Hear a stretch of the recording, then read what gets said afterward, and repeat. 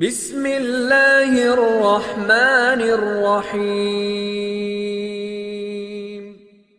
فإذا قرأت القرآن فاستعذ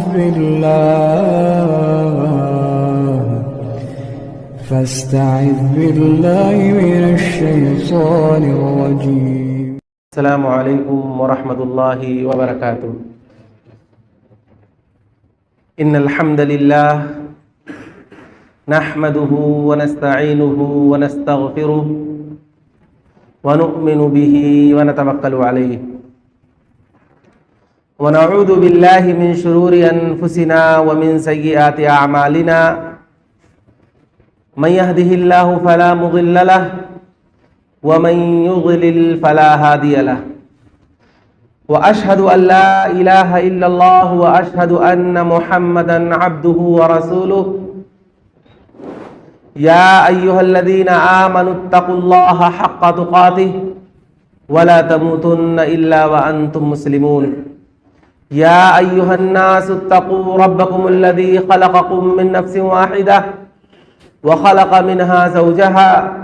وبث منهما رجالا كثيرا ونساء واتقوا الله الذي تساءلون به والأرحام إن الله كان عليكم رقيبا. يا أيها الذين آمنوا اتقوا الله وقولوا قولا سديدا يصلح لكم أعمالكم ويغفر لكم ذنوبكم ومن يطع الله ورسوله فقد فاز فوزا عظيما. أما بعد فإن خير الحديث كتاب الله وخير الهدي هدي محمد صلى الله عليه وسلم وشر الأمور محدثاتها وكل محدثة بدعة وكل بدعة ضلالة وكل ضلالة في النار. أعوذ بالله من الشيطان الرجيم. بسم الله الرحمن الرحيم. وَلِمَنْ خَافَ مَقَامَ رَبِّهِ جَنَّتَانِ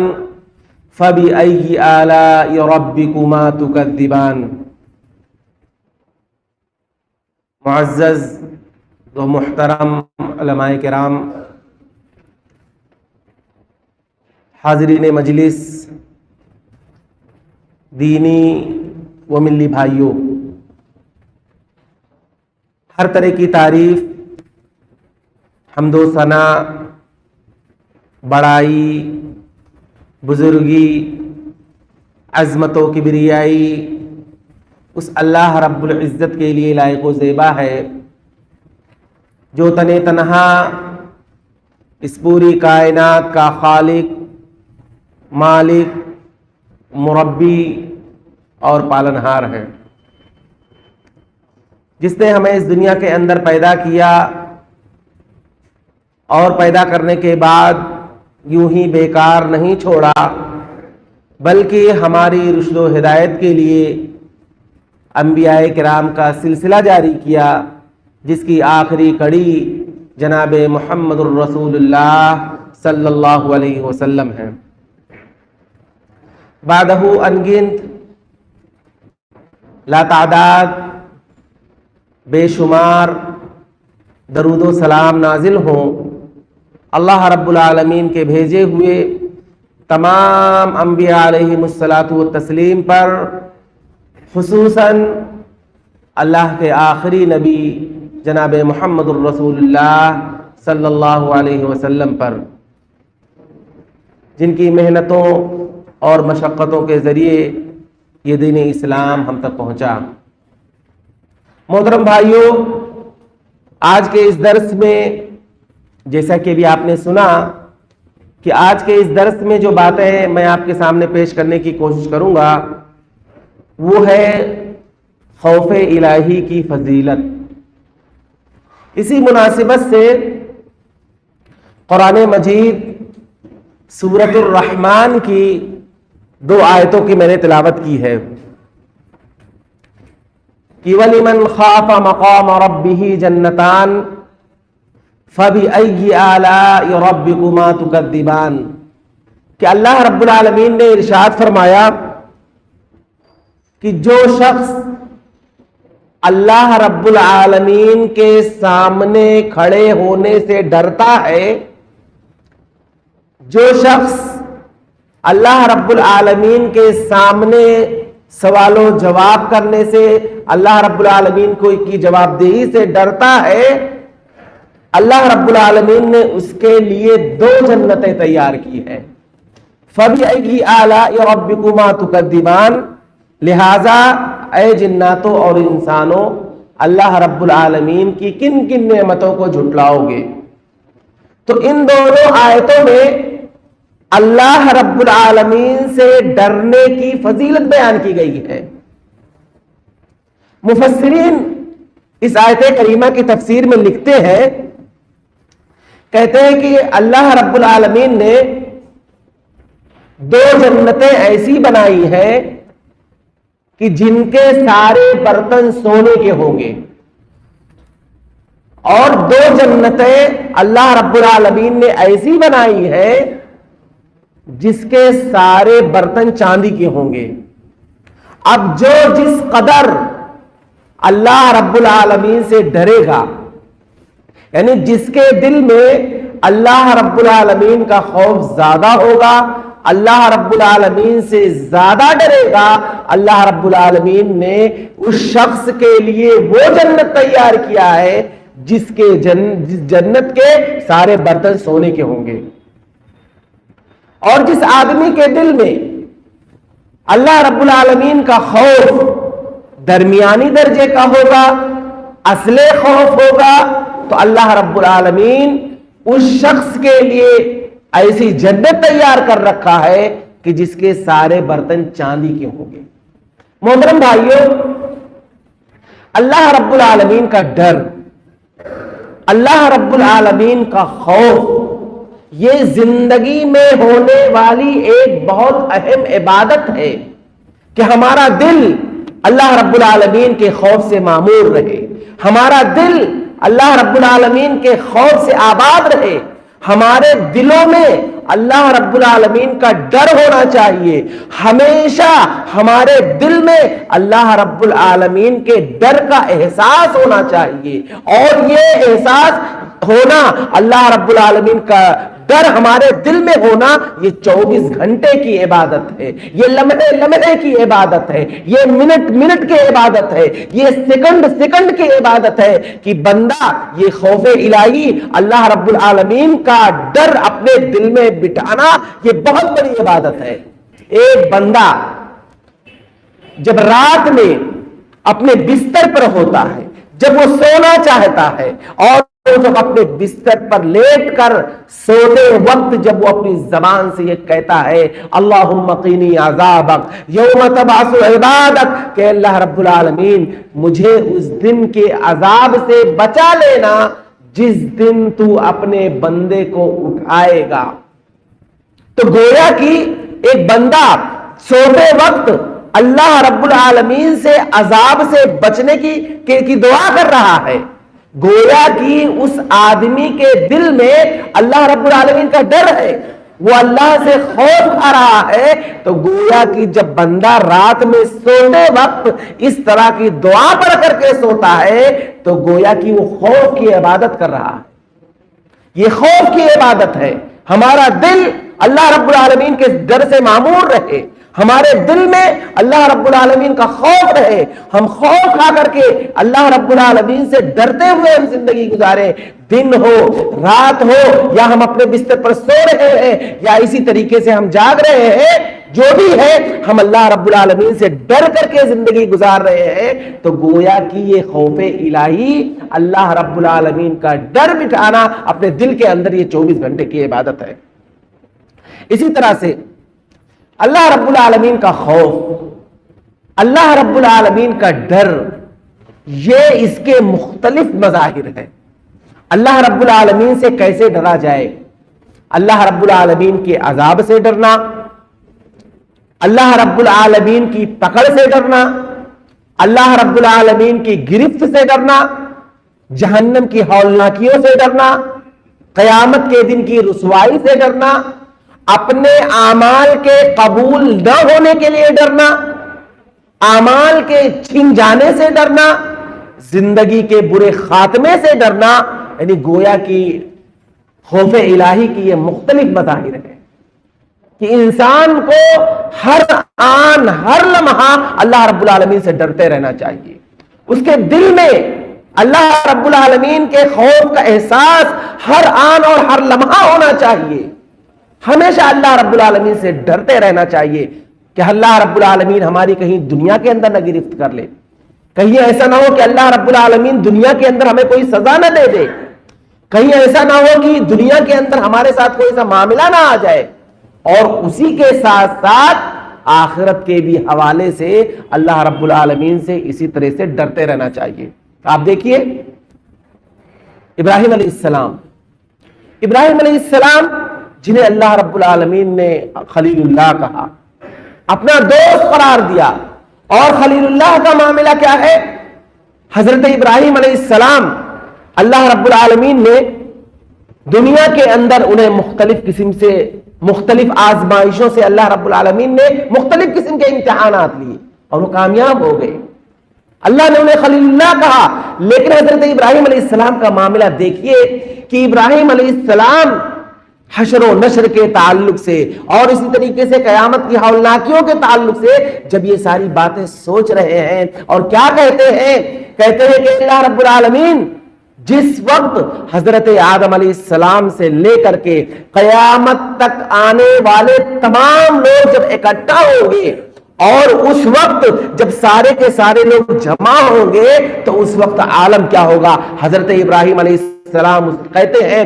وَلَا تُخْزِنِي يَوْمَ يُبْعَثُونَ يَوْمَ لَا يَنْفَعُ مَالٌ وَلَا بَنُونَ إِلَّا مَنْ أَتَى اللَّهَ بِقَلْبٍ سَلِيمٍ کہ اے اللہ رب العالمین قیامت کے دن حشر و نشر میں جب دنیا کے اولین و آخرین کا اجتماع ہوگا، قیامت کے آدم علیہ السلام سے لے کر کے قیامت تک کے جتنے لوگ ہوں گے، سارے کے سارے لوگ جب اس وقت جمع ہوں گے تو اس دن کی رسوائی یہ سب سے بڑی رسوائی ہوگی، اس دن کی ذلت یہ سب سے بڑی ذلت ہوگی، اور اسی طرح سے اس دن کی بے عزتی یہ سب سے بڑی بے عزتی ہوگی۔ تو خلیل اللہ کہتے ہیں، حضرت ابراہیم علیہ السلام کہتے ہیں وَلَا تُخْزِنِي يَوْمَ يُبْعَثُونَ يَوْمَ لَا يَنْفَعُ مَالٌ وَلَا بَنُونَ کہ اللہ رب العالمین اس دن تو ہمیں اپنی رسوائی سے، اس دن اے اللہ رب العالمین رسوائی سے تو ہمیں بچا لینا۔ یہ کون ہے خلیل اللہ؟ یہ ابراہیم علیہ السلام ہیں۔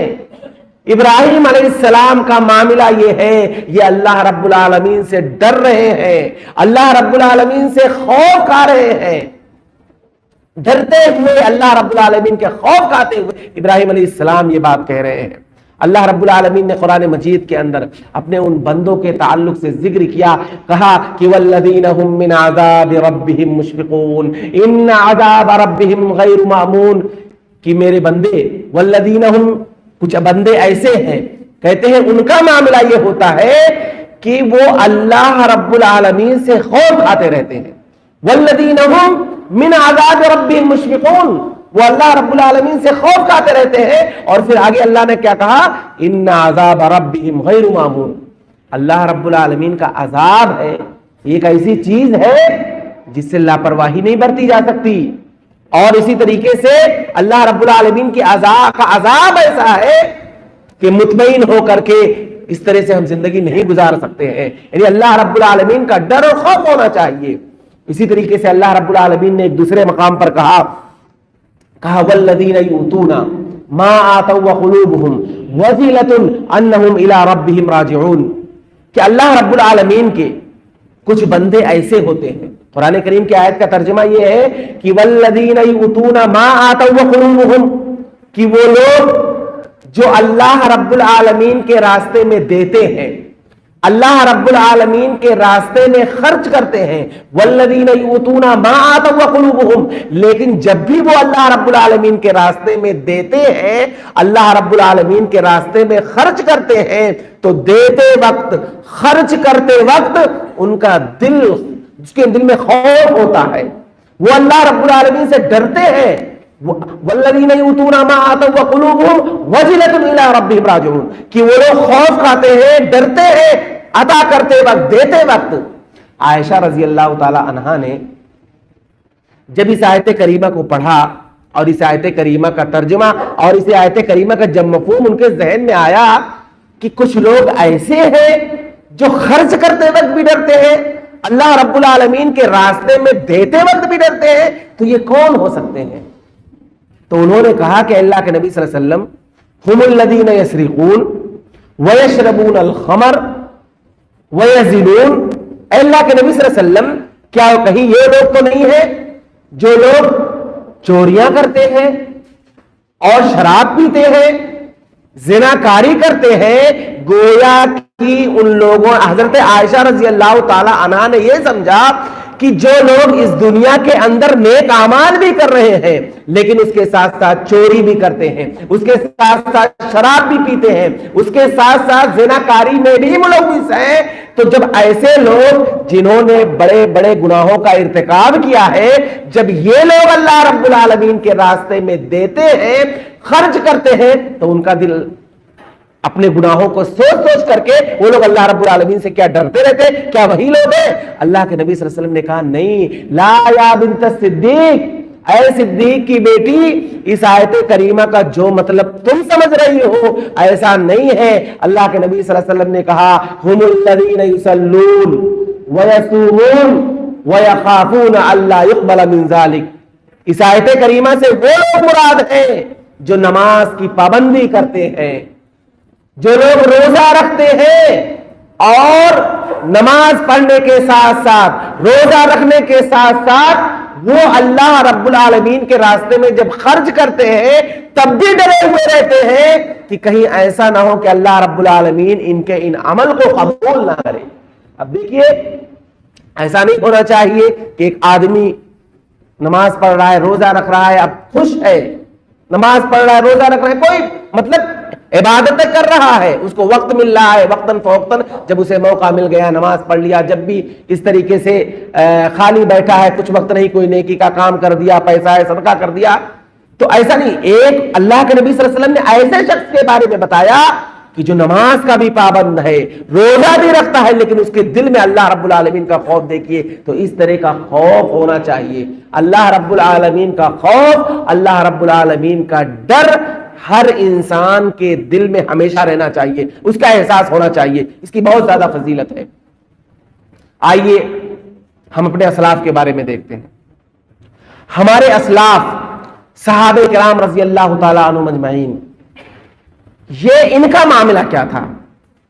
ابن ابی ملیکہ کہتے ہیں کہ ادرکت 30 من اصحاب النبی صلی اللہ علیہ وسلم کلہم یخاف علی نفسی النفاق, کہ کہتے ہیں کہ میں نے اپنے زمانے میں 30 سے زیادہ صحابہ کرام کو پایا, ان لوگوں کا معاملہ یہ تھا کہ وہ لوگ اتنا ڈرتے تھے اللہ رب العالمین سے, اتنا خوف کھاتے تھے, ہمیشہ ان کے دل میں یہ ہوتا تھا کہیں ایسا نہ ہو کہ کہیں ایسا نہ ہمارے دل میں نفاق تو نہیں آ گیا. نفاق کے خوف سے صحابہ کرام رضی اللہ تعالیٰ عنہ مجمعین کا معاملہ تھا کہ یہ ڈرتے تھے. اور اللہ رب العالمین کا عذاب, اللہ رب العالمین کی گرفت, اللہ رب العالمین کا پکڑ, اور اسی طریقے سے قیامت کے دن کی رسوائی, اور اسی طریقے سے اللہ رب العالمین کے جہنم کے ہولناکیاں, اس سلسلے میں صحابہ کرام اتنا ڈرتے تھے, اتنا خوف کھاتے تھے. معاذ بن جبل رضی اللہ تعالیٰ عنہ, معاذ بن جبل رضی اللہ تعالی عنہ اللہ کے نبی صلی اللہ علیہ وسلم کے پاس آتے ہیں. اللہ کے نبی صلی اللہ علیہ وسلم نے حضرت معاذ بن جبل رضی اللہ تعالیٰ عنہ کو جب دیکھا تو کہا یا معاذ, اے معاذ تمہیں کیا ہو گیا ہے, اے معاذ تمہیں کیا ہو گیا ہے, یہ تمہارے چہرے کی رونق, یہ پراگندہ حال, یہ کپڑا, یہ تم نے کیسا حلیہ بنا رکھا ہے, آخر کیا معاملہ ہے, تم بہت زیادہ غمزدہ نظر آ رہے ہو, تمہارے چہرے کی کیفیت ہمیں بتلا رہی ہے کہ تم پریشان نظر آ رہے ہو. معاذ بن جبل رضی اللہ تعالیٰ عنہ کہتے ہیں کہ اللہ کے نبی صلی اللہ علیہ وسلم, یہ آپ جو میری حالت دیکھ رہے ہیں,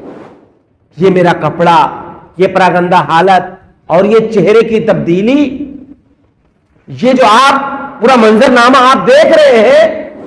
میں آپ کے پاس آیا ہوں صرف اور صرف اس لیے آیا ہوں, آپ سے سوال کرنے آیا ہوں, آپ سے ایک سوال پوچھنے آیا ہوں اور میں آپ سے وہ چیزیں جاننے کے لیے آیا ہوں کہ اللہ رب العالمین کے عذاب سے کیسے چھٹکارا ملے گا، اللہ رب العالمین کے عذاب سے چھٹکارا ہمیں کیسے ملے گا،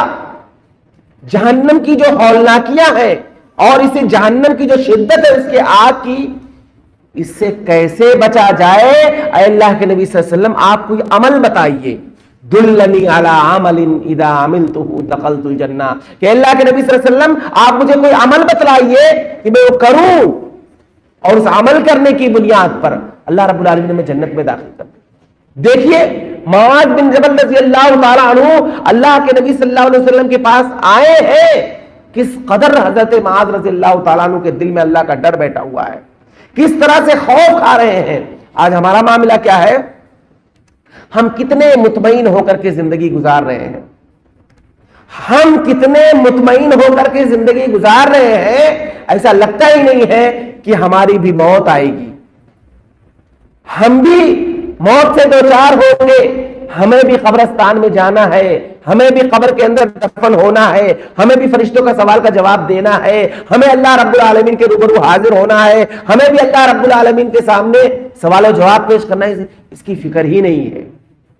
ہمارے دل میں اللہ کا ڈر ہی نہیں ہے، ہم سوچتے ہی نہیں ہے کہ ہمارے ساتھ بھی ایسا ہوگا۔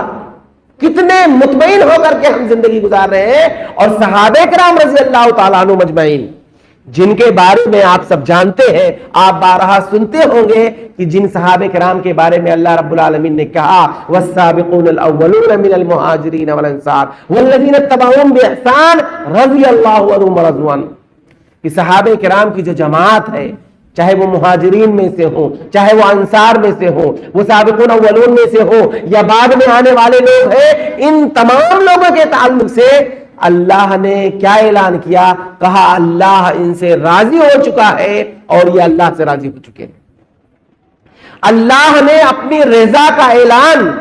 دنیا کے اندر صحابہ کرام کے لیے کر دیا، اللہ ان سے راضی ہو چکا ہے، لیکن ان کے خوف کا عالم دیکھیے، کس قدر اللہ رب العالمین سے ڈر رہے ہیں۔ حضرت عثمان غنی رضی اللہ تعالی عنہ، حضرت عثمان غنی رضی اللہ تعالی عنہ کا معاملہ یہ تھا، اور آپ جانتے ہیں ان کی فضیلت،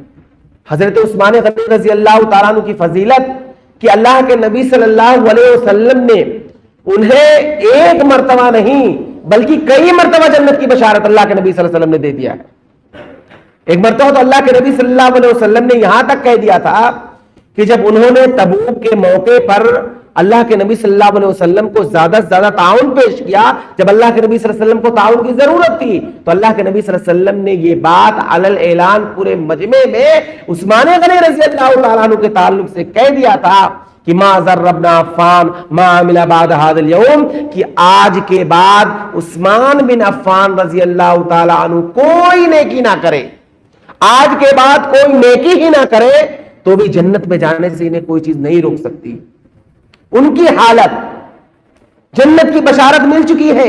جنت کی خوشخبری مل چکی ہے، اس کے باوجود ان کا معاملہ یہ ہے کہ وہ اللہ رب العالمین کے عذاب سے سوچ سوچ کر کے کتنا روتے تھے۔ قبرستان سے ان کا گزر ہو رہا ہے، قبرستان کی طرف سے جا رہے ہیں، یا کوئی ایسی مجلس سجائی گئی ہے جس مجلس میں عذاب قبر کا تذکرہ ہو رہا ہو، قبر کے اندر عذاب کیسے ہوتا ہے، فرشتے اللہ رب العالمین کے وہ مقرر کردہ فرشتے وہ شخص جو قبر میں مدفون ہے اس کے ساتھ کیا معاملہ کر رہے ہیں، اس کو کس طرح سے عذاب دیا جا رہا ہے، یہ ساری باتیں سوچ کر کے حضرت عثمان بن عفان رضی اللہ تعالی عنہ اس قدر رو رہے ہیں، اس قدر رو رہے ہیں کہ ان کی داڑھی مبارک تر ہو جا رہی ہے۔ یہ جذبہ، یہ کیفیت ہمارے اندر کیوں نہیں آتی ہے؟ ہم بھی قبرستان کے اندر جاتے ہیں، ہم بھی اپنے مردوں کو دفن کرنے کے لیے جاتے ہیں، ہمارا بھی وہاں سے گزر ہوتا ہے، ہماری مجلسوں میں اس طرح کی باتیں کی جاتی ہیں، عذاب قبر کا تذکرہ ہوتا ہے، جہنم کے ہولناکیوں کے تعلق سے باتیں بتائی جاتی ہیں، لیکن ہمارے دل پر اس کا کوئی اثر ہی نہیں ہوتا ہے، ہمارے دل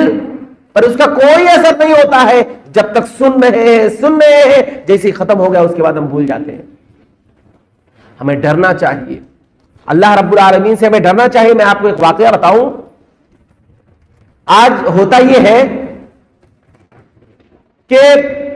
ہم اگر نماز دو چار پڑھ بھی لیتے ہیں، کبھی موقع مل گیا ظہر کی نماز آ کر پڑھ لیے، کبھی موقع مل گیا جمعہ کی نماز میں پابندی کے ساتھ ہر جمعہ کی حاضری ہم دیتے ہیں، عیدین کی نماز پڑھتے ہیں، یا اس طریقے سے چلو ٹھیک ہے پانچوں ٹائم کی بھی نماز پڑھ لیا، ہمارے پاس وقت ہے، پڑھ رہے ہیں نماز، تو ہم یہ سوچتے ہیں کہ ہم نے تو نماز پڑھ لیا، ہمارے پاس پیسہ ہے، ہم صدقہ و خیرات بھی کر دیتے ہیں، پیسہ ہے حج کرنے کے لیے بھی چلے گئے، زکات دے دیتے ہیں، تو اتنا مطمئن ہو کر کے بیٹھے ہیں کہ ہم تو دین کا کام کر رہے ہیں، نماز پڑھ رہے ہیں، روزہ رکھ رہے ہیں، زکات بھی دے رہے ہیں، حج بھی کر کر کے آ گئے ہیں، تو ہمارا کیا؟ ہمارا تو بیڑا پار ہے۔ اتنا مطمئن ہو کر کے زندگی گزارتے ہیں، ایسا لگتا ہے کہ ان کے اس عمل کی وجہ سے اتنا خوش ہے کہ اللہ رب العالمین ہمارے لیے تو اب جنت کے 8 دروازے، جہنم کے 7 دروازے بند کر دیا ہے، کھول دیا ہے جنت کے 8 دروازے، ہم جہاں سے چاہیں داخل ہو جائیں گے۔ یہ جو عبادتیں معمولی ہمارے اعمال ہیں، ڈرنا چاہیے۔ سعد بن معاذ رضی اللہ تعالیٰ عنہ، یہ سعد بن معاذ رضی اللہ تعالیٰ عنہ کون ہے؟ سعد بن معاذ رضی اللہ تعالیٰ عنہ کو اللہ کے نبی صلی اللہ علیہ وسلم نے جب دفن کیا، ان کا انتقال ہو گیا تھا، تو اللہ کے نبی صلی اللہ علیہ وسلم ان کے قبر کے پاس جا کر کے ان کو دفن کرنے کے بعد آپ نے اتنی لمبی دعا کی، ان کے مغفرت کے لیے اتنی لمبی دعائیں کی کہ صحابہ کرام پریشان ہو گئے اور اللہ کے نبی صلی اللہ علیہ وسلم سے سوال کرنے لگے، کہتے ہیں کہ اللہ کے نبی صلی اللہ علیہ وسلم، آج آپ نے سعد بن معاذ رضی اللہ تعالی عنہ کے قبر کے پاس کھڑے رہ کر کے آپ نے اتنی لمبی دعائیں کی، جبکہ آپ نے کسی صحابی، دوسرے صحابی، اس سے پہلے بھی آپ نے بہت سارے لوگوں کو دفن کیا، تو آپ نے تو کبھی ان کے لیے اتنی لمبی دعا تو نہیں کی تھی، اور جبکہ سعد بن معاذ رضی اللہ تعالیٰ عنہ کی آپ نے تو بہت زیادہ فضیلت بھی بتائی تھی۔ اللہ کے نبی صلی اللہ علیہ وسلم نے صحابہ کرام سے سعد بن معاذ رضی اللہ تعالیٰ عنہ کی جو فضیلت بتائی تھی، وہ فضیلت یہ تھی، سارے صحابہ کو معلوم تھا کہ اللہ کے نبی صلی اللہ علیہ وسلم نے کہا کہ سعد بن معاذ رضی اللہ تعالیٰ عنہ کی روح جب قبض ہوئی، تحرک لہ العرش، تو اللہ رب العالمین کا عرش ہلنے لگا تھا، اللہ رب العالمین کا عرش جنبش میں آ گیا تھا، اور سعد بن معاذ رضی اللہ تعالیٰ عنہ کی روح کو جب آسمان کی جانب لے جایا جانے لگا، فتحت لہ ابواب السماء، تو اللہ رب العالمین نے سعد بن معاذ رضی اللہ تعالیٰ عنہ کی روح کے استقبال کے لیے آسمان کے سارے دروازے کھول دیے۔ اب روح تو کسی ایک ہی دروازے سے گئی ہوگی، سارے دروازے کھولنے کی کیا ضرورت تھی؟ یہ ان کا مقام، اللہ رب العالمین کو ان کا مقام بتلانا تھا کہ سعد بن معاذ رضی اللہ تعالیٰ عنہ کی روح کے استقبال کے لیے اللہ نے آسمان کے سارے دروازے کھول دیے۔ اور یہی نہیں بلکہ اللہ کے نبی صلی اللہ علیہ وسلم بتاتے ہیں، کہتے ہیں کہ سعد بن معاذ رضی اللہ تعالیٰ عنہ کی جب نماز جنازہ کا وقت آیا، وشہد لہ 70,000 من الملائکہ، کہ سعد بن معاذ رضی اللہ تعالیٰ عنہ کی نماز جنازہ میں شرکت کے لیے 70,000 فرشتوں کا نزول ہوا، 70,000 فرشتے آئے اور سعد بن معاذ رضی اللہ تعالیٰ عنہ کی نماز جنازہ اللہ کے نبی صلی اللہ علیہ وسلم کے ساتھ پڑھی۔ اور یہی نہیں بلکہ سعد بن معاذ رضی اللہ تعالیٰ عنہ کو جب قبرستان کی جانب لے جایا جانے لگا، روایت کے اندر آتا ہے کہ سعد بن معاذ رضی اللہ تعالیٰ عنہ کافی لہیم و شہیم تھے، یعنی کافی موٹے تھے، تندرست تھے، تو کچھ صحابہ ان کی چارپائی کو اٹھانے کے لیے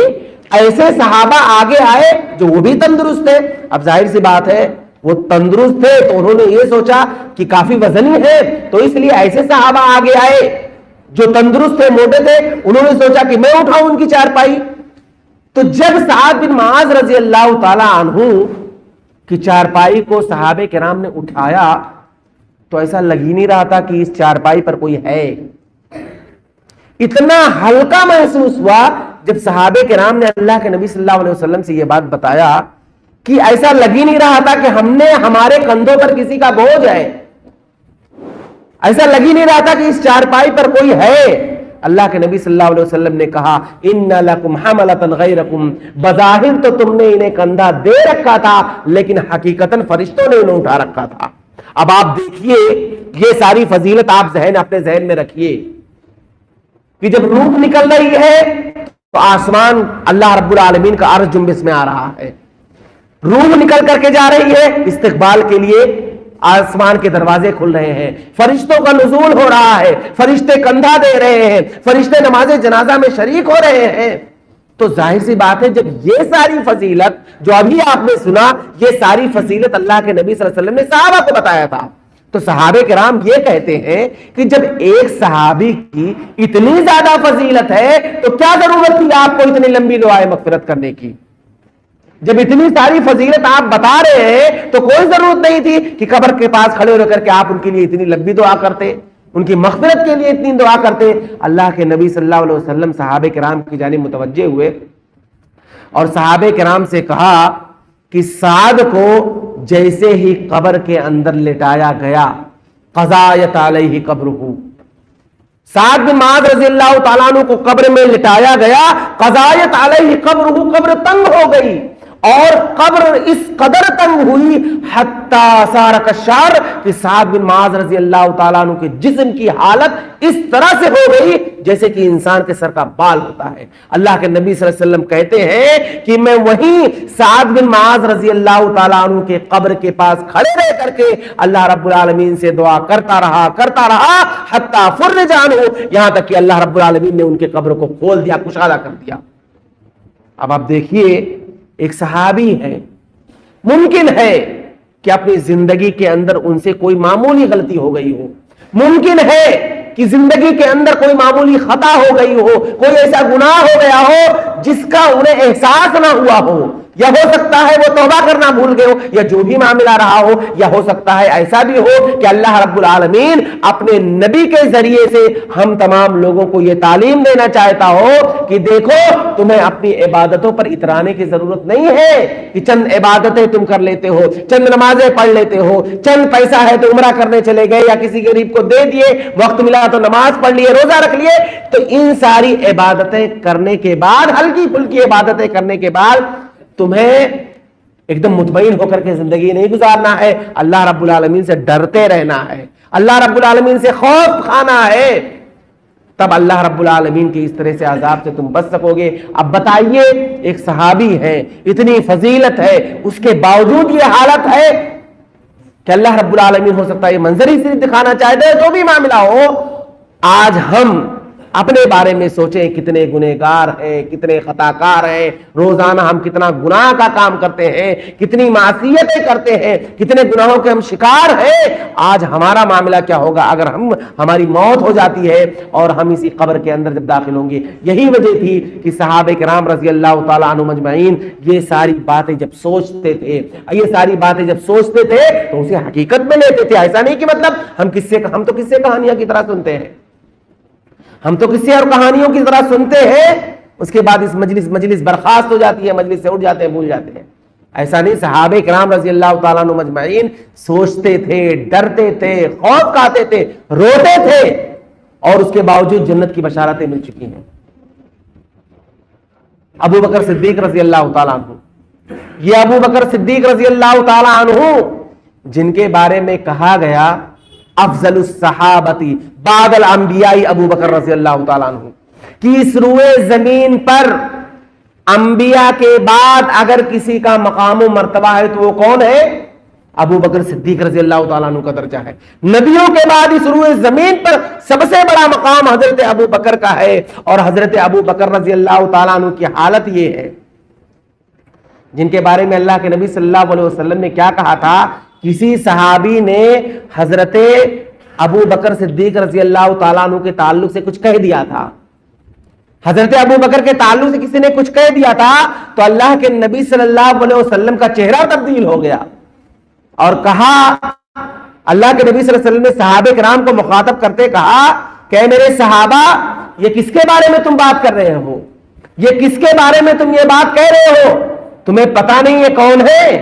یہ وہ ابو بکر ہے، جب تم لوگ مجھے جھٹلاتے تھے تو یہ میری تصدیق کرتے تھے، جب تم لوگ میرے پر ایمان نہیں لائے تھے، تم لوگ مجھے جھٹلاتے تھے، تو یہ وہ شخص ہے جو میری تصدیق کرتے تھے۔ اللہ نے قرآن مجید کے اندر حضرت ابو بکر کو ثانی اثنین کہا ہے، یہ وہ ابو بکر ہے، ان کا یہ مقام ہے۔ ابو بکر صدیق رضی اللہ تعالیٰ عنہ کی حالت دیکھیے،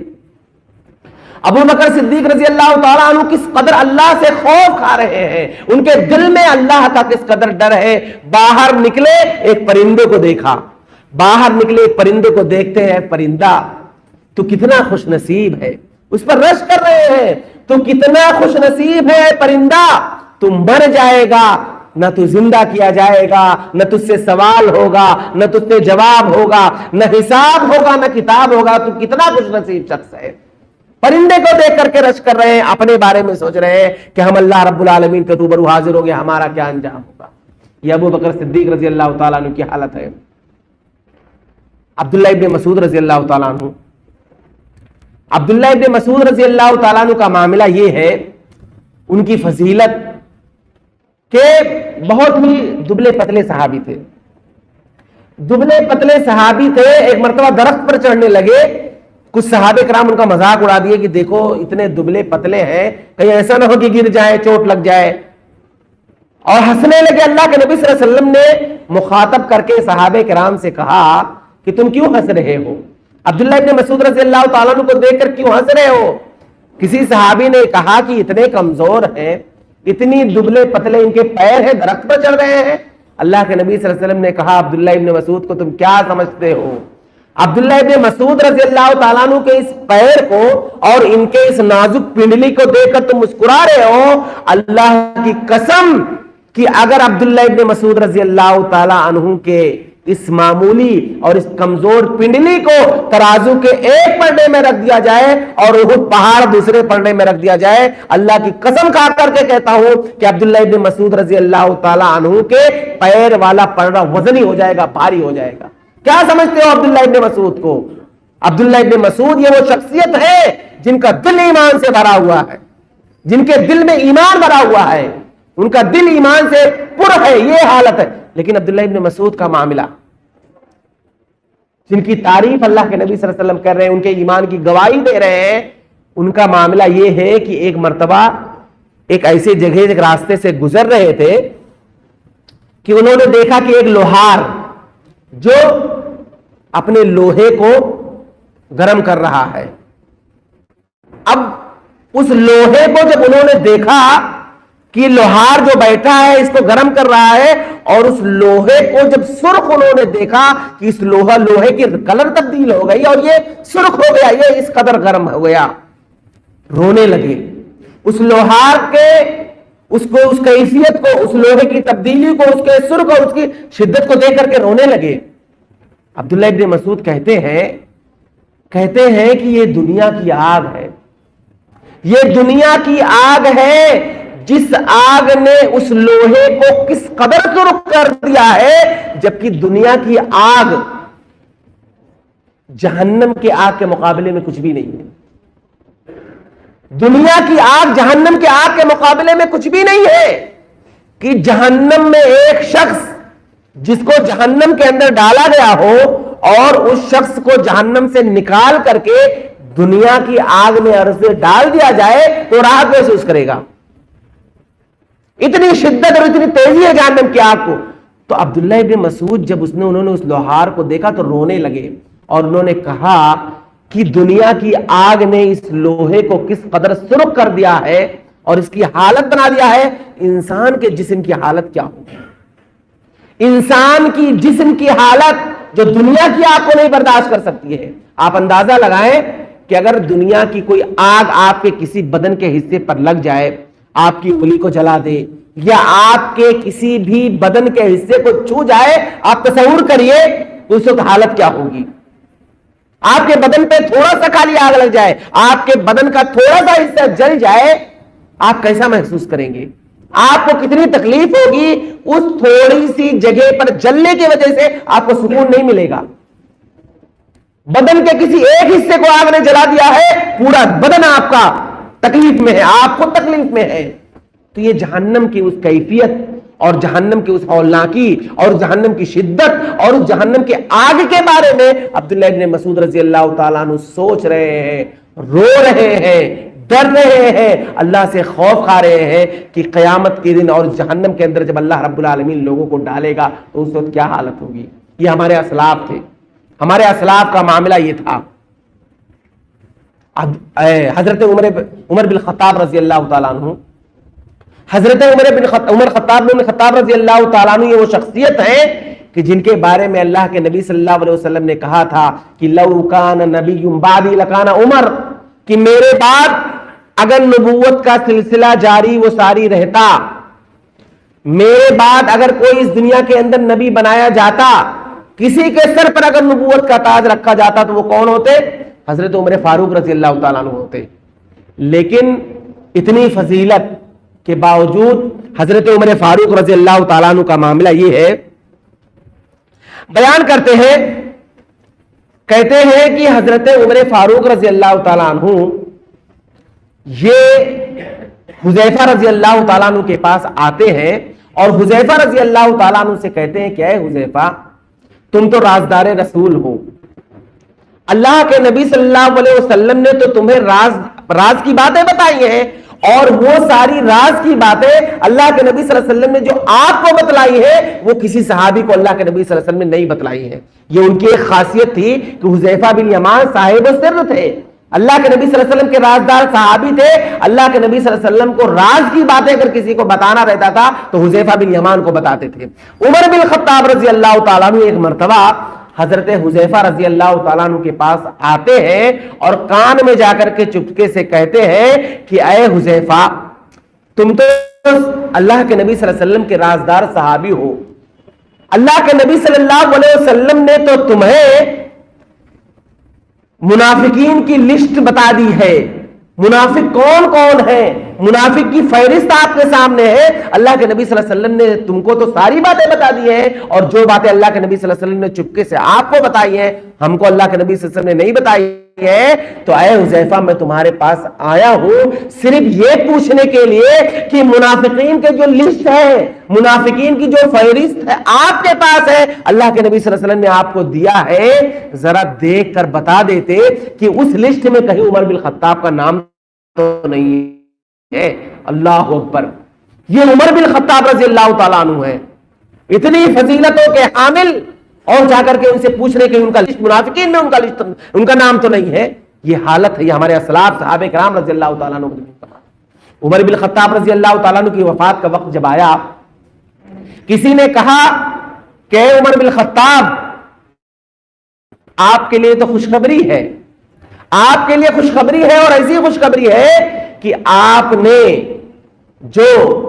خلافت والی مدت جو انہیں ملی تھی، جس میں انہوں نے دور خلافت کیا، اتنا عدل و انصاف سے کام لیا، اور حضرت عمر فاروق رضی اللہ تعالیٰ عنہ کی جو احساس ذمہ داری ہم سب کو معلوم ہے کہ انہوں نے ذمہ داری کو کس قدر نبھایا، کیسے نبھایا، یہ ساری باتیں ہم سب کو معلوم ہے۔ تو انہوں کسی نے حضرت عمر فاروق رضی اللہ تعالیٰ عنہ سے کہا آپ کے لیے تو خوشخبری ہے، آپ کے لیے تو بشارت ہے، آپ نے تو بہت اچھا کام کیا ہے۔ لیکن عمر فاروق رضی اللہ تعالیٰ عنہ کیا کہہ رہے ہیں جواب میں؟ حضرت عمر بن خطاب رضی اللہ تعالیٰ عنہ جواب میں کیا کہہ رہے ہیں؟ یہ تم کیا کہہ رہے ہو؟ یہ تم لوگ کیسی باتیں کر رہے ہو؟ مجھے تو ڈر ہے، مجھے تو خوف ہے کہ میں نے جو اپنے دور خلافت کے اندر جو میں نے کام کیا ہے اور جو ذمہ داری میں نبھایا ہوں، مجھے ڈر ہے، اور میں تو یہ چاہتا ہوں کہ میں جب اللہ رب العالمین کے روبرو حاضر ہوں، اللہ رب العالمین سے سوال و جواب کا جب وقت آئے، تو میں چاہتا ہوں کہ اگر اللہ رب العالمین اس موقع پر یہ کہہ دے کہ اے عمر، تم نے دور خلافت کے اندر اور اسی طریقے سے جو تم نے ذمہ داری نبھائی ہے، اس ذمہ داری کے بدلے نہ تمہارے لیے کوئی ثواب ہے، نہ ہی تمہارے لیے کوئی عذاب ہے، اگر اس طرح اللہ رب العالمین فیصلہ سنا دے تو میں سمجھ جاؤں گا کہ میرا بیڑا پار ہو گیا ہے۔ اس قدر حضرت عمر فاروق رضی اللہ تعالیٰ عنہ ڈرتے تھے۔ کیا یہ ڈر ہمارے دل میں ہے؟ اللہ رب العالمین کے سامنے، اللہ رب العالمین کے روبرو حاضر ہونے کے لیے اللہ رب العالمین جب کسی بغیر فرشتے کے، بغیر کسی ترجمان کے جب سوال و جواب ہم سے کرنے والا ہے، اس بارے میں ہم کبھی سوچتے ہیں؟ کیا اس بارے میں ہم کبھی سوچتے؟ صحابہ کرام رضی اللہ تعالیٰ عنہ مجمعین کس قدر سوچ رہے ہیں؟ حضرت عمر فاروق اتنا ڈرتے تھے، ایک مرتبہ روایت کے اندر آتا ہے کہ صبح فجر کے وقت حضرت عمر فاروق رضی اللہ تعالیٰ عنہ ایک جگہ سے گزرے، کوئی شخص تہجد کی نماز پڑھ رہا تھا، تہجد کی نماز جب وہ شخص پڑھ رہا تھا اور اپنے اس نماز میں جہری تلاوت کر رہا تھا، زور سے پڑھ رہا تھا اور وہ سورۃ طور کی آیت کریمہ کی تلاوت کر رہا تھا، حضرت عمر فاروق رضی اللہ تعالی عنہ کے کان سے ٹکرایا۔ جب انہوں نے سورۃ طور کی تلاوت کو سنا تو وہ شخص جو تلاوت کر رہا تھا اس نے ایک آیت کریمہ یہ پڑھی کہ ان عذاب ربک لواقع،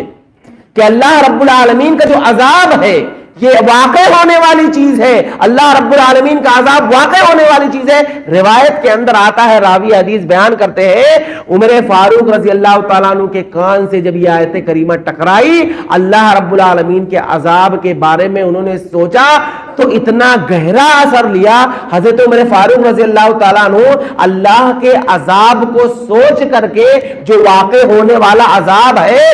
اس سلسلے میں اتنا ڈرے اور اس کا اثر اپنی زندگی پر اتنا لیا، راوی حدیث بیان کرتے ہیں کہ بیمار ہو گئے۔ اللہ کے عذاب کے سلسلے میں سوچ کر کے، اللہ کے عذاب سے ڈر کر کے اس آیت کریمہ کو سنے اور بیمار ہو گئے، اور اس قدر بیمار ہوئے، راوی حدیث بیان کرتے ہیں کہ 1 مہینہ تک بیمار تھے، سوچ کر کے، مطلب اتنا ڈر گیا حضرت عمر فاروق رضی اللہ تعالیٰ۔ صحابہ کرام رضی اللہ تعالیٰ عنہ مجمعین میں کتنے ایسے لوگ تھے جو 1 مہینے تک وہ بیمار تھے، ان کی عیادت کے لیے وہاں جایا کرتے تھے، ان کی عیادت کے لیے جاتے تھے، ان کو دیکھنے کے لیے جاتے تھے، کوئی بیماری نہیں تھی، ڈر تھا، اللہ رب العالمین کے عذاب کے ڈر کی وجہ سے وہ بیمار ہو گئے تھے۔ یہ حالت تھی ہمارے صحابہ کرام رضی اللہ تعالیٰ۔ اور اس سلسلے میں ایک بنیادی بات ہمیں یاد رکھنا چاہیے کہ جو جس قدر اللہ رب العالمین کے بارے میں جانکاری حاصل کرے گا وہ اسی قدر اللہ رب العالمین سے ڈرے گا۔ من کان باللہ عارف کان بہ اخوف، جو جس قدر اللہ رب العالمین کے بارے میں اللہ کی معرفت رکھے گا، اللہ رب العالمین کے اسماء و صفات کا علم، اللہ رب العالمین کی قدرت کا علم، اللہ رب العالمین کی عظمت کا علم، اللہ رب العالمین کے اسماء و صفات کا علم، اللہ رب العالمین کے سلسلے میں جس شخص کو جتنی جانکاری ہوگی وہ اسی قدر اللہ رب العالمین سے ڈرے گا۔ اسی لیے اللہ رب العالمین نے قرآن مجید کے اندر کیا کہا انما یخشی اللہ من عباد العلماء، کہ جو اہل علم ہوتے ہیں، جو اہل علم ہوتے ہیں یہ اللہ سے زیادہ ڈرتے ہیں۔ وجہ کیا ہے؟ کیونکہ اللہ رب العالمین کے بارے میں ان کو سب سے زیادہ معرفت ہوتی ہے، اللہ رب العالمین کے سلسلے میں زیادہ جانتے ہیں، اللہ رب العالمین کی قدرت، اللہ رب العالمین کی کبریائی، اللہ رب العالمین کی عظمت، اللہ رب العالمین کے اسماء و صفات اور اس کی توحید کے بارے میں جس کو جس قدر جانکاری ہوگی وہ اس قدر اللہ سے ڈرے گا۔ یہی وجہ ہے اللہ کے نبی صلی اللہ علیہ وسلم، اللہ کے نبی صلی اللہ علیہ وسلم ہم میں سب سے زیادہ اللہ رب العالمین کی معرفت رکھتے تھے۔ یہ بات تو ہم سب جانتے ہیں کہ سب سے زیادہ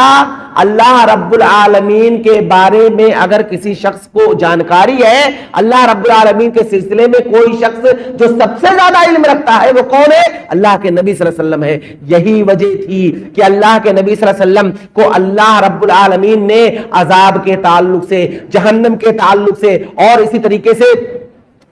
جہنم کے ہولناکیوں کے تعلق سے اور وہ سارے مناظر اللہ کے نبی صلی اللہ علیہ وسلم کو اللہ رب العالمین نے دکھا دیا تھا۔ یہی ڈر تھا، یہی خوف تھا کہ اللہ کے نبی صلی اللہ علیہ وسلم رات بھر کھڑے ہو کر کے لمبا لمبا قیام کرتے تھے، جبکہ اللہ کے نبی صلی اللہ علیہ وسلم کے بارے میں آپ سب جانتے ہیں کہ اللہ رب العالمین نے کیا کہا، لیغفر لک اللہ ما تقدم من ذنبک وما تاخر، کہ اللہ کے نبی صلی اللہ علیہ وسلم کے اگلے پچھلے جو معمولی سی ہلکی پھلکی جو خطائیں تھی سب اللہ نے معاف کر دیا، لیکن اللہ رب العالمین کا ڈر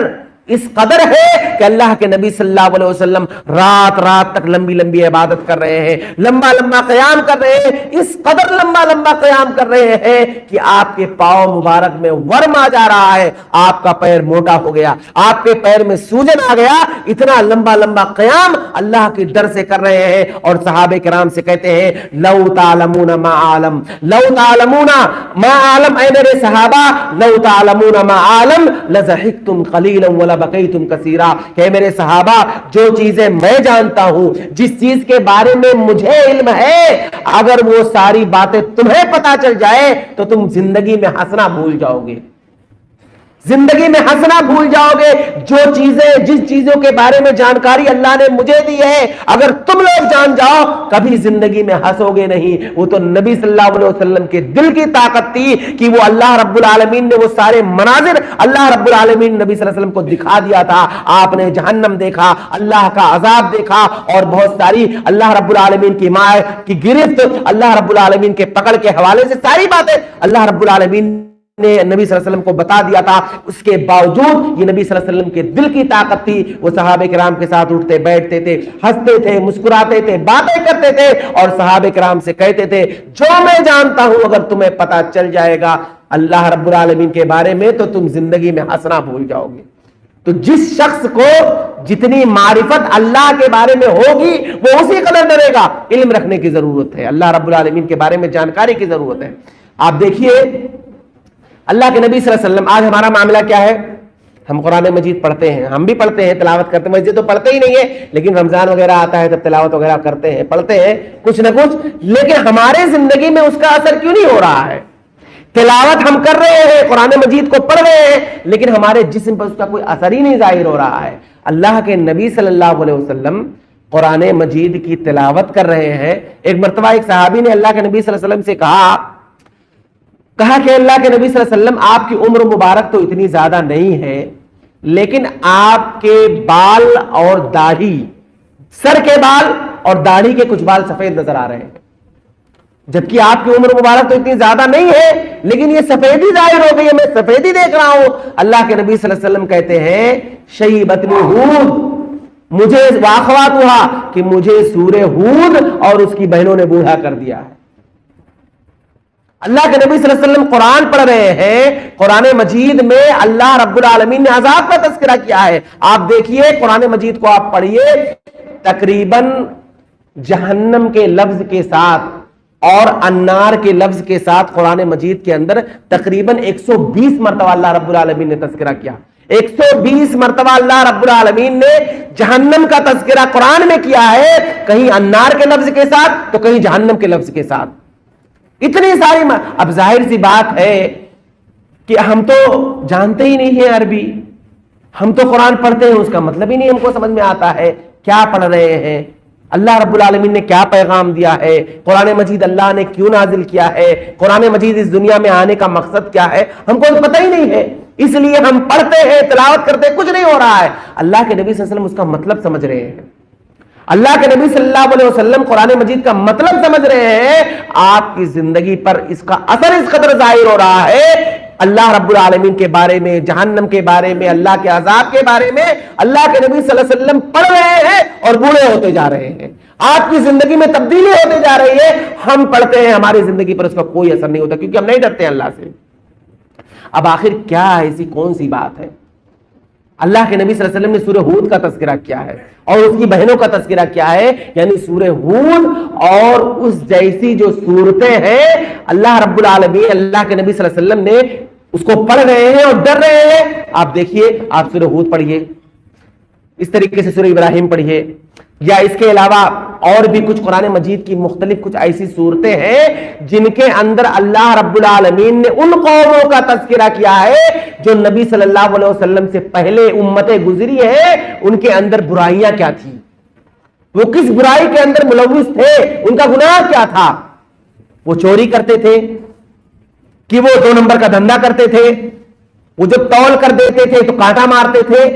جھوٹ بولتے تھے, لوگوں کو بیوقوف بناتے تھے. کون سی ایسی برائی تھی؟ ان برائیوں کا تذکرہ اللہ رب العالمین نے اسی قرآن مجید کے اندر ذکر کیا ہے. اور یہی نہیں بلکہ اللہ نے ان قوموں کو ہلاک و برباد کیسے کیا, ان قوموں کو اللہ رب العالمین نے عذاب سے دوچار کیسے کیا, اس کا بھی تذکرہ اللہ نے کیا ہے. اس کے بعد سورہ عنکبوت میں اللہ رب العالمین نے کہا فَكُلًّا أَخَذْنَا بِذَنبِهِ, ان میں سے ہم نے ہر ایک کو ان کے گناہوں کے عوض پکڑ لیا. فَمِنْهُم مَّنْ أَرْسَلْنَا عَلَيْهِ حَاصِبًا, کچھ لوگوں کو ہم نے آسمان سے پتھر نازل کر کے ہلاک کیا. وَمِنْهُم مَّنْ أَخَذَتْهُ الصَّيْحَةُ, اور کچھ لوگوں کو ہم نے چیخ کے ذریعے سے ہلاک کیا. وَمِنْهُم مَّنْ خَسَفْنَا بِالْأَرْضِ, اور کچھ لوگوں کو ہم نے زمین میں دھسا کر کے ہلاک کیا. وَمِنْهُم مَّنْ أَغْرَقْنَا, اور کچھ لوگوں کو ہم نے پانی میں ڈبو کر کے ہلاک کیا. اللہ نے کہا فَمَا كَانَ اللَّهُ لِيَظْلِمَهُمْ,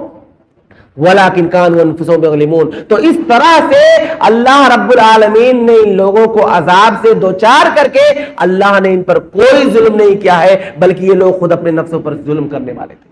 تو یہ ساری باتیں قرآن میں ہیں، یہ ساری باتیں قرآن میں، اس کا ترجمہ قرآن کریم پڑھ کر کے اس کا ترجمہ میں نے آپ کو بتایا ہے۔ یہی ساری باتیں تھیں، یہی ساری واقعات، یہ ساری چیزیں، اللہ کا عذاب، اللہ کی گرفت، اللہ کی پکڑ، یہ ساری باتیں قرآن میں آپ کو ملیں گی۔ شرط یہ ہے کہ آپ اسے ترجمے کے ساتھ پڑھیے۔ یا عربی بھی آپ سیکھ سکتے ہیں، آپ انگلش سیکھ سکتے ہیں، تو عربی کیوں نہیں سیکھ سکتے ہیں؟ آپ عربی سیکھیے اور خود سے اس کو حل کریے، پڑھیے، کوئی مشکل کام نہیں ہے۔ اس لیے کہ جب آپ قرآن کو سمجھ کر کے پڑھیں گے تب اللہ رب العالمین کا ڈر اور خوف آپ کے دل میں آئے گا۔ لیکن جب ہم سمجھتے ہی نہیں ہیں، ہم قرآن پڑھتے ہیں، اس کا مطلب ہی نہیں جان پا رہے ہیں، کیسے اللہ کا ڈر آئے گا؟ ہمیں معلوم ہی نہیں اللہ رب العالمین ہم سے کیا کہنا چاہتا ہے، ہم کو نہیں معلوم ہے، ہم اللہ سے کیسے ڈریں گے؟ عذاب کا تذکرہ ہوگا، جہنم کا تذکرہ ہوگا، نہیں معلوم ہے۔ آج یہاں تک دیکھیے نمازیں، جہری نمازیں جو ہوتی ہیں، اس میں سورتوں کی تلاوت کی جاتی ہے، سورہ فاتحہ پڑھا جاتا ہے، اس کے بعد کوئی سورت پڑھی جاتی ہے، اس طرح سے 3 وقتوں میں روزانہ ہم سنتے ہیں یہاں پر، لیکن امام صاحب کیا پڑھا رہے ہیں اس کا مطلب ہمیں نہیں معلوم پڑتا، نہیں معلوم ہو رہا کون سی سورت کی تلاوت کی گئی، اس سورت میں اللہ نے کیا پیغام دیا، نہیں معلوم ہے۔ اسی لیے قاعدہ میں نے جو بنیادی قاعدہ بتایا ہے، من کان باللہ عارف کان بہ اخوف، جو جس قدر اللہ رب العالمین کی معرفت رکھے گا، اللہ کے بارے میں جانکاری رکھے گا، وہ اسی قدر اللہ سے ڈرے گا۔ اللہ کی معرفت نہیں ہے، اللہ کے بارے میں جانکاری نہیں، اس لیے ہم نہیں ڈر رہے ہیں۔ تو اللہ کے نبی صلی اللہ علیہ وسلم سب سے زیادہ اللہ رب العالمین کے بارے میں جانتے تھے، اس لیے اللہ سے ڈرتے تھے۔ اب فرشتوں کے بارے میں آپ دیکھیے، فرشتوں کو بھی اللہ رب العالمین کی معرفت بہت زیادہ تھی۔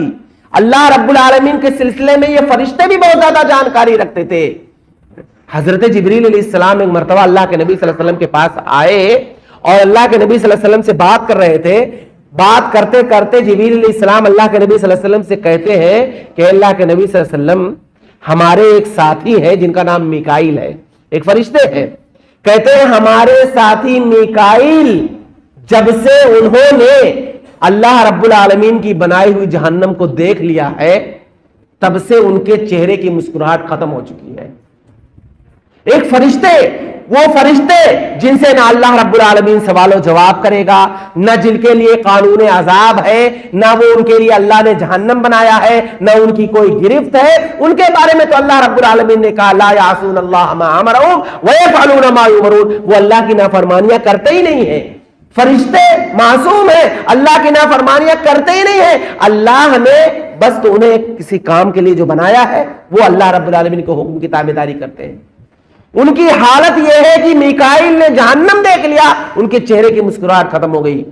کہتے ہیں ہنسنا بھول گئے، ہنستے ہی نہیں ہے ڈر کی وجہ سے۔ یہاں تک کہ روایت کے اندر آتا ہے کہ فرشتوں کا معاملہ یہ ہے جن کے لیے قانون عذاب نہیں ہے، قانون جزا و سزا نہیں ہے، ان کے بارے میں آتا ہے کہ جب اللہ رب العالمین آسمان سے کوئی وحی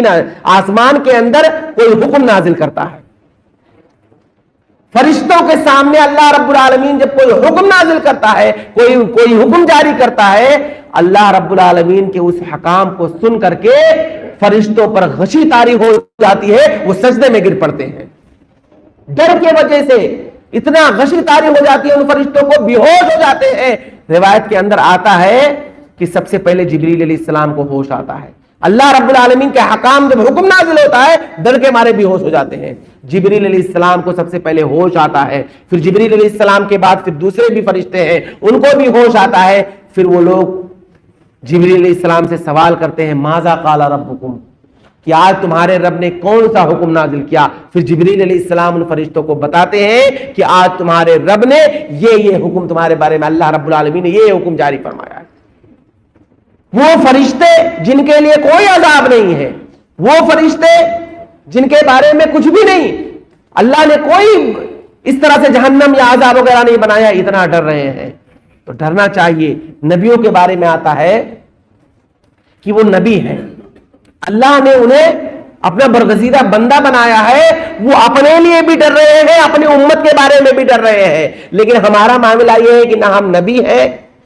نہ ہماری کوئی حیثیت ہے، نہ اللہ کے ہاں ہم تو جانتے ہی نہیں کہ ہمارا کیا مقام ہے، لیکن اس کے باوجود ہم اپنی فکر نہیں کر رہے ہیں۔ اپنے بارے میں ہم سوچتے ہی نہیں ہیں، جبکہ دیگر نبی اللہ رب العالمین نے اپنی امت کے بارے میں فکر کر رہے ہیں کہ ان کا کیا ہوگا۔ آپ دیکھیے ایک مرتبہ اللہ کے نبی صلی اللہ علیہ وسلم نے حضرت ابراہیم علیہ السلام کی دعا پڑھی کہ ابراہیم علیہ السلام اپنے امت کے حق میں کہہ رہے ہیں کہ فمن تبعنی فانہ منی ومن عصانی فانک غفور رحیم، کہ اللہ رب العالمین ابراہیم علیہ السلام اپنے امت کے تعلق سے اللہ سے کہہ رہے ہیں کہ اے اللہ جس نے میری اتباع کی وہ تو مجھ میں سے ہے، لیکن جو میرا نافرمان ہے تو اے اللہ تو بخشنے والا ہے۔ اور اللہ کے نبی صلی اللہ علیہ وسلم نے جو حضرت عیسیٰ علیہ السلام کی دعا پڑھی کہ عیسیٰ علیہ السلام اپنے امت کے حق میں کہہ رہے ہیں ان تعذبہم فانہم عبادک، کہ اے اللہ اگر تو انہیں عذاب دے گا تو یہ تیرے بندے ہیں، اور اگر تو انہیں معاف کر دیتا ہے تو بڑا رحم کرنے والا ہے۔ یہ دونوں نبی کو اتنا اللہ رب العالمین کے بارے میں اپنے امت کے تئیں اتنا فکر کر رہے ہیں کہ ان کی امت کا انجام کیا ہوگا۔ اللہ کے نبی صلی اللہ علیہ وسلم نے جب اس قرآن کی یہ دو آیتیں، جب اللہ کے نبی صلی اللہ علیہ وسلم کو پتا چلا کہ حضرت ابراہیم اور عیسیٰ علیہ السلام اپنی امت کی فکر کر رہے ہیں، اللہ کے نبی صلی اللہ علیہ وسلم کو اپنی امت کی فکر لاحق ہو گئی۔ ہم سب کی، ہماری اور آپ کی اللہ کے نبی صلی اللہ علیہ وسلم فکر کرنے لگے کہ اللہ رب العالمین ہمارے ساتھ کیا معاملہ کرے گا، ہمارے ساتھ اللہ رب العالمین حشر نشر میں کیا کرے گا۔ اللہ کے نبی صلی اللہ علیہ وسلم رونے لگے، آپ زارو قطار رونے لگے، آپ کی آنکھوں سے آنسو جاری ہو گئے۔ اللہ رب العالمین نے جبریل علیہ السلام کو بھیجا، کہا جاؤ میرے نبی کے پاس اور اس سے پوچھو کہ کیوں رو رہے ہیں، آخر رونے کی وجہ کیا ہے، یہ آنسو کس کے لیے اور کس کے حق میں گر رہے ہیں۔ جبریل علیہ السلام آتے ہیں، اللہ کے نبی صلی اللہ علیہ وسلم سے سوال کرتے ہیں۔ اللہ کے نبی صلی اللہ علیہ وسلم نے حضرت جبریل کو جواب دیا، کہا کہ میں نے ابراہیم علیہ السلام اور عیسیٰ علیہ السلام کی دعا پڑھی کہ وہ لوگ اپنے امت کے بارے میں خوف ڈر رہے ہیں کہ اللہ ان کے ساتھ کیا انجام کرے گا، تو مجھے میری امت کی فکر لاحق ہو گئی کہ کل حشر کے میدان میں میری امت کا کیا ہوگا۔ اللہ کے نبی صلی اللہ علیہ وسلم کے پاس سے اٹھ کر کے جبریل علیہ السلام جاتے ہیں، اللہ کے نبی صلی اللہ علیہ وسلم اللہ رب العالمین کو ساری باتیں بتاتے ہیں، جبکہ اللہ کو پہلے سے سب کچھ پتا ہے۔ پھر اللہ رب العالمین خوشخبری دے کر کے بھیجتا ہے کہ جاؤ میرے نبی سے کہہ دو انا سنرضیک فی امتک، کہ ہم آپ کی امت کے حق میں وہ فیصلہ کریں گے جس کو سن کر آپ خوش ہو جائیں گے۔ کہنا یہ ہے کہ نبی صلی اللہ علیہ وسلم کو اپنی فکر ہے، اللہ سے ڈر رہے ہیں، اپنی امت کے بارے میں خوف کھا رہے ہیں کہ اللہ رب العالمین کیا انجام کرے گا، لیکن ہمارا معاملہ یہ ہے کہ ہم اپنے آپ ہم نہیں ڈر رہے ہیں، ہمیں کوئی فکر نہیں ہے، جبکہ خوف الہی کی اتنی فضیلت ہے کہ جو آدمی اللہ رب العالمین سے زیادہ سے ڈرتا ہے اور خوف کھاتا ہے، خوف کھا کر کے زندگی گزارتا ہے، اس کے لیے مغفرت کی منزل بہت قریب ہے۔ ایک واقعہ میں آپ کو بتاتا ہوں، چونکہ وقت ہو رہا ہے، بس اختصار کے ساتھ باتیں ختم کر دوں گا۔ خوف الہی کی فضیلت کے حوالے سے ایک واقعہ بہت مشہور آپ نے سنا ہوگا کہ ایک شخص اپنی زندگی کے اندر اس نے بہت سارے گناہ کا کام کیا، بہت بڑے بڑے گناہ اس نے کیا، لیکن جب اس کو اس کے گناہوں کا احساس ہوا اور اس نے یہ سوچا کہ میں نے تو بہت بڑا بڑا گناہ کا کام کر لیا ہے، اب اللہ کو کیا منہ دکھاؤں گا، اس نے اپنے گھر والوں کو وصیت کیا، کہا کہ جب میں مر جاؤں گا تو تم میری لاش کو جلا دینا، راکھ بنا دینا اور راکھ بنا کر کے اڑا دینا۔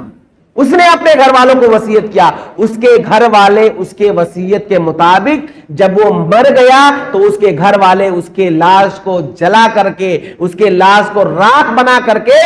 اس کو اڑا دیے۔ پھر جب اللہ رب العالمین نے اس کے راکھ کو جمع کر کے اللہ رب العالمین اس کو حاضر کیا اور اس سے پوچھا کہ اے بندے ذرا یہ بتا تو اپنے اولاد کو ایسی وصیت تو نے کیوں کیا تھا کہ جب تو مر جائے گا تو تیرے اولاد تجھے جلا کر کے تجھے راکھ بنا دیں گے۔ اس بندے نے اللہ رب العالمین سے کہا مخافتک یا ربی، کہ اللہ رب العالمین تیرے عذاب کے خوف سے، تیرے ڈر سے، تیرے خوف سے میں نے یہ بات کہی تھی۔ اللہ رب العالمین نے کہا تو نے میرے ڈر سے یہ بات کہی ہے، جا میں نے تجھے معاف کر دیا۔ اللہ رب العالمین کا خوف اپنے دل میں پیدا کرو، اللہ رب العالمین کے مغفرت کی منزل قریب ہے۔ اسی طریقے سے خوف الہی کی اور بھی بہت ساری فضیلتیں ہیں۔ جو آدمی اللہ رب العالمین سے ڈرتا ہے، خوف کھاتا ہے، وہ قیامت کے دن جب سورج قریب ہو جائے گا اور سورج کی شدت اور اس کی حرارت اور اس کی گرمی کو جب کوئی آدمی برداشت نہیں کر پائے گا تو ایسے شخص کو اللہ رب العالمین عرش کا سایہ نصیب کرے گا جس دن کوئی سایہ نہیں ہوگا۔ اللہ کے نبی صلی اللہ علیہ وسلم فرماتے ہیں سبعۃ یظلھم اللہ فی ظلہ یوم لا ظل الا ظلہ، 7 قسم کے لوگ ایسے ہوں گے جنہیں عرش الہی کا سایہ نصیب ہوگا جب کوئی سایہ نہیں ہوگا۔ ان میں سے ایک آدمی ایسا ہے ورجل ذکر اللہ خالیا ففاضت عیناہ، ایک آدمی تنہائی میں بیٹھ کر کے اللہ کی عبادت کر رہا ہے، تلاوت قرآن کر رہا ہے، اللہ کا ذکر کر رہا ہے، نماز پڑھ رہا ہے، اور نماز پڑھنے کے دوران، تلاوت کے دوران، تنہائی میں عبادت کرنے کے دوران اللہ سے اس قدر ڈرا کہ اس کی آنکھوں سے آنسو جاری ہو گئے۔ تو جو آدمی تنہائی میں رہ کر کے اللہ سے ڈرے گا، اللہ رب العالمین اس کو عرش کا سایہ نصیب کرے گا۔ اسی طریقے سے اللہ کے نبی صلی اللہ علیہ وسلم نے خوف الہی کے تعلق سے بتایا ہے کہ جو آدمی اللہ رب العالمین سے ڈرتا ہے وہ قیامت کے ہولناکیوں سے بھی محفوظ رہے گا۔ قیامت کے دن اسی لیے اللہ کے نبی صلی اللہ علیہ وسلم بیان فرمایا کہ اللہ رب العالمین بندے کے لیے 2 امن اور 2 خوف ایک ساتھ جمع نہیں کرے گا۔ یعنی دنیا کے اندر اگر آپ امن والی زندگی چاہتے ہیں تو آخرت میں آپ کو امن نہیں ملے گا، اور اگر آپ خوف والی زندگی گزاریں گے، اللہ سے ڈر کر کے زندگی گزاریں گے، قیامت کے دن اللہ رب العالمین کے آپ کو کوئی خوف نہیں ہوگا۔ اسی طریقے سے ایک حدیث اور کہ اللہ کے نبی صلی اللہ علیہ وسلم فرمایا کہ جو آدمی اللہ سے ڈرتا ہے، خوف کھاتا ہے، آپ نے کہا کہ جس طرح سے جانور کے تھن سے دودھ نکلا ہوا دودھ اس تھن میں جانا ناممکن ہے، واپس جانا ناممکن ہے، اللہ رب العالمین سے ڈرنے والے کے لیے جہنم میں اسی طرح جانا ناممکن ہے۔ صحیح حدیث ہے۔ یعنی آپ اگر اللہ رب العالمین سے جیسا ڈرنا چاہیے، جس طرح سے اللہ سے ڈرنے کا حق ہے اللہ سے ڈرنا چاہیے، اس طرح سے اگر آپ ڈریں گے، اللہ کے نبی صلی اللہ علیہ وسلم نے کہا وہ جہنم میں داخل نہیں ہو سکتا ہے۔ آپ نے مثال دیا کہ جس طرح سے جانوروں کے تھنوں سے دودھ نکل کر کے اس کے تھن میں جانا ناممکن ہے، اسی طرح سے اس آدمی کا جہنم میں جانا ناممکن ہے۔ اللہ کا ڈر اور خوف ہونا چاہیے۔ اسی لیے اللہ کے نبی صلی اللہ علیہ وسلم نے فرمایا کہ 2 آنکھیں، ایک آنکھ وہ جو اسلامی حکومت میں پہرا دینے کے لیے جو رات بھر بیٹھ کر کے لوگوں کی حفاظت کے لیے لوگ بیٹھتے ہیں، اسلامی حکومت میں لوگوں کی حفاظت کے لیے، وہ آنکھ بھی جہنم میں نہیں جائے گی۔ اور جو آدمی اللہ کا ذکر سن کر کے اس کی آنکھوں سے آنسو جاری ہو جاتے ہیں، وہ آنکھوں پر اللہ نے جہنم کو حرام کرا دیا، اس آنکھ کو۔ تو کہنا یہ ہے، خلاصے کے طور پر یہ کہہ سکتے ہیں کہ اللہ رب العالمین کا خوف، اللہ رب العالمین کا ڈر، یہ ایک بہت بڑی عبادت ہے، 24 گھنٹے کی عبادت ہے، ہر آن ہر لمحے کی عبادت ہے۔ ہمارا دل، ہمارا میں ہمیشہ اللہ رب العالمین کا خوف ہونا چاہیے۔ وہ خوش نصیب ہے وہ شخص جن کے دل میں اللہ کا خوف ہے، اللہ سے ڈر رہے ہیں، ہر آن ہر لمحہ اللہ سے ڈر رہے ہیں، اپنے اولاد سے حسن سلوک کے دوران بھی اللہ سے ڈر رہے ہیں، اور اسی طریقے سے جب وہ بزنس اور تجارت کرتے ہیں تب بھی اس میں اللہ سے ڈرتے ہیں، کسی کے ساتھ کوئی معاملہ ہوتا ہے اس معاملوں کو انجام دیتے ہوئے اللہ سے ڈرتے ہیں، نماز پڑھتے ہیں تب بھی اللہ کا ڈر ہے، روزہ رکھتے ہیں تب بھی اللہ کا ڈر ہے، زکات دیتے ہیں تب بھی اللہ کا ڈر ہے۔ ہر آن اور ہر لمحہ جو اللہ رب العالمین سے ڈرتے ہیں، خوف کھاتے ہیں، اللہ رب العالمین نے ان کے لیے بڑی بڑی خوشخبریاں سنائی ہے۔ اسے ہمیں سمجھنے کی ضرورت ہے۔ اللہ رب العالمین سے میں دعا کرتا ہوں کہ اللہ رب العالمین ہم تمام لوگوں کو نیک بنائے، صالح بنائے، اور ہمارے دلوں میں اللہ رب العالمین تو اپنا خوف پیدا کر۔ اے اللہ رب العالمین جب تک تو ہمیں اس دنیا کے اندر زندہ رکھ، اسلام اور ایمان پر زندہ رکھ، اور ہمارا خاتمہ ہو تو ایمان بالخیر پر ہو۔ وآخر دعوانا الحمدللہ رب العالمین۔